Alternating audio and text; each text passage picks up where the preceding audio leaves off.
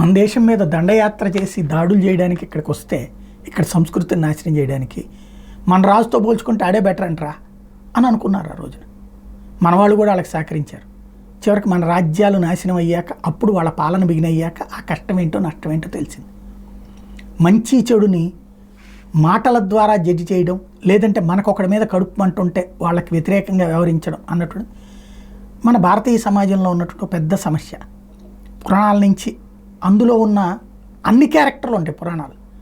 అందులో మంచిని మనం గ్రహించడం పోయి చెడుని హీరోయిజం. ఈవెన్ సినిమాల్లో కూడా హీరో వ్యసనాలకు అలవాటు పడినో ఇంకొకటి తప్పు చేసినో పాడయ్యి తర్వాత బాగుపడతాడు.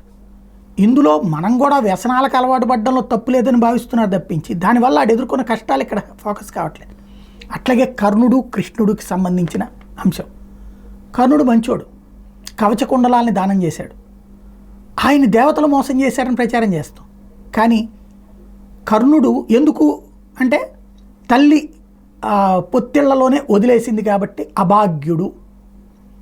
ఇక్కడ ఇద్దరిని గుర్తుపెట్టుకోవాలి. కర్ణుడిని పోల్చేటప్పుడు అర్జునుడితోనో ధర్మరాజుతోనో కాదు పోల్చాల్సింది, కృష్ణుడితో పోల్చాలి. ఎందుకని? జైల్లో పుట్టాడు కృష్ణుడు.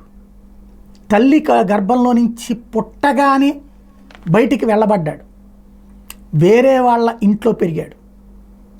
అదంతా తెలుసు కృష్ణుడికి. కానీ ముందు తనని కాపాడిన తల్లిదండ్రులు కాపాడుకున్నాడు, తనని కాపాడినటువంటి తనని పెంచి పోషించిన పెంచిన తల్లిదండ్రుల్ని కాపాడుకున్నాడు, ఆ ఊరిని కాపాడుకున్నాడు రాక్షసుల నుంచి. ఆ పని మీదనే ఉన్నాడు తప్పించి తను చెడు వైపుకి వెళ్ళాల, కౌరవుల సాయం తీసుకోవాలా, లేకపోతే ఇంకొక దుర్మార్గుల సాయం తీసుకోలేదు.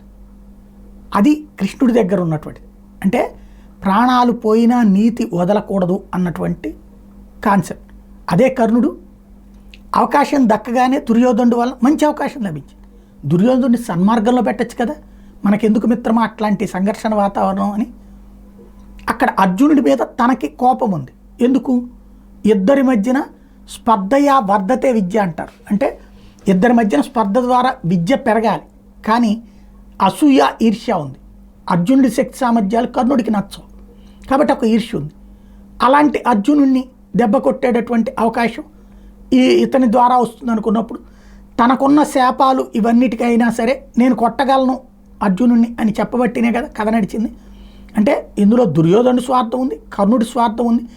స్వార్థాల సమ్మేళనం ఈ కూటమైంది. బట్ కష్టపడ్డా సరే మంచి వైపుకే నిలబడి చివరికి ధర్మాన్ని ధర్మో రక్షిత రక్షిత అని చూపించింది కృష్ణుడు. అది తేడా.